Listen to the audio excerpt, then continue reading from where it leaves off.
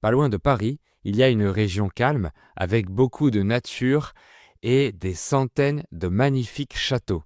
Elle s'appelle le Centre Val-de-Loire. Aujourd'hui, je vais vous parler de cette région et vous allez découvrir ses charmes.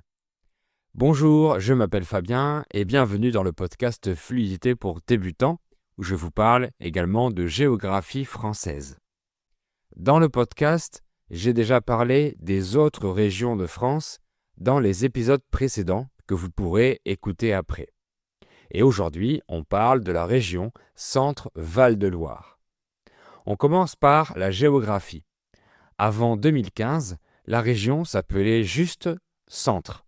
Elle a changé de nom quand les régions françaises ont été modifiées. Le Centre Val-de-Loire est environ au milieu du pays. Elle est juste en dessous de la région Île-de-France où se trouve Paris. C'est donc une voisine de la capitale. La région Centre-Val-de-Loire compte environ 2,5 millions d'habitants. Elle a 6 départements, le Cher, l'Eure-et-Loir, l'Indre, l'Indre-et-Loire, le Loir-et-Cher et le Loiret. C'est une région où il n'y a pas beaucoup de monde. En moyenne, il y a 60 habitants par kilomètre carré. C'est moins que dans beaucoup d'autres régions. Donc c'est un endroit avec beaucoup d'espace et peu de grandes villes. La préfecture de la région est Orléans, une ville que Jeanne d'Arc a libérée il y a plusieurs siècles, pendant les batailles contre les Anglais. Je ferai un épisode sur la vie de Jeanne d'Arc bientôt.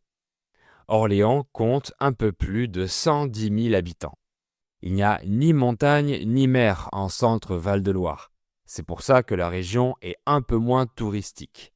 Mais il y a des endroits très connus, comme les châteaux de la Loire, sur lesquels je ferai aussi un épisode. Ces magnifiques châteaux ont été construits ou embellis à la Renaissance et habités par des rois de France. Ils sont l'attraction touristique principale du Val-de-Loire, cette zone autour de la Loire, le plus long fleuve de France et le plus sauvage.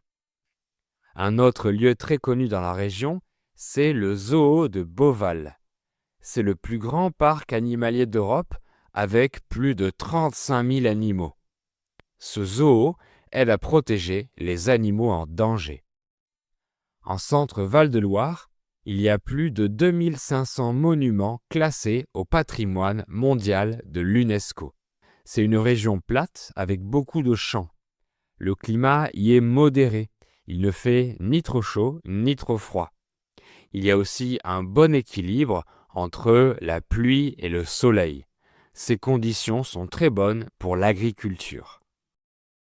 La région est une des plus grandes productrices de céréales comme le blé et le maïs en Europe. Elle produit aussi du vin. Les vins de Chinon, de Vouvray ou de Sancerre sont très appréciés. Si vous voulez un épisode sur le vin, écrivez vin en commentaire. Le centre Val-de-Loire est aussi une région importante pour l'industrie du luxe. Par exemple, des marques comme Dior et Guerlain y fabriquent leurs produits. Dans la région, il y a 2 grandes universités, une à Orléans et une autre à Tours. Tours est une ville très jolie avec des maisons du Moyen-Âge. J'aime beaucoup cette ville, j'y suis allé plusieurs fois. Si vous voulez un épisode sur Tours, écrivez simplement Tours dans les commentaires. Une autre ville charmante, c'est Bourges. Elle a une magnifique cathédrale et accueille un grand festival de musique en avril qui s'appelle le Printemps de Bourges. Enfin, la ville de Chartres a aussi une cathédrale très connue. Le centre Val-de-Loire, c'est la nature, l'histoire et une bonne qualité de vie. Beaucoup de Parisiens y achètent une maison pour les week-ends. Et certains travaillent à Paris et habitent en centre Val-de-Loire parce que c'est moins cher et plus calme. Mais ils doivent faire de longs trajets pour aller travailler.